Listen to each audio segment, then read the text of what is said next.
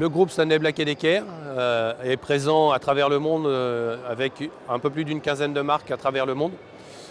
Sur la partie France, nous avons 3 marques principales, notamment la partie Stanley que vous avez ici, la partie DeWalt et la partie Facom. Alors là, nous nous dirigeons vers la marque Stanley. Stanley, c'est une marque de un peu plus de 180 ans qui est dédiée sur la partie outillage à main, fabriquée en France pour partie, notamment sur les scies Egoin, sur la partie mesure pour le marché français. Après, on va se diriger vers la marque DeWalt. La marque DeWalt, c'est plus précisément 100 ans d'histoire et dédiée sur la partie électroportatif. Avant toute chose, le cœur de gamme, c'est la perceuse visseuse.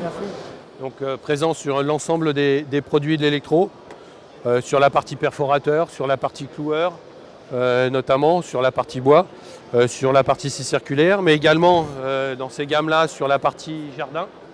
Donc avec de la tronçonneuse, avec tout l'univers du jardin au sens large, la tondeuse aussi bien évidemment.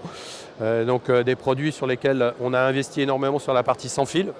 Et donc pour conclure, la marque Facom. Donc la marque Facom est une marque française avant toute chose, donc présente avec, sur le marché français depuis un peu plus de 100 ans et qui est dédiée sur la partie outillage à main, donc surtout sur la partie industrie et sur la partie auto, donc avec un fort historique sur la partie outillage à main. Je vais vous présenter la grosse nouveauté de cette année 2024 en Stanley. Donc on appelle ça le Treadlift. Mais en français, ça veut dire plus précisément le lève-port.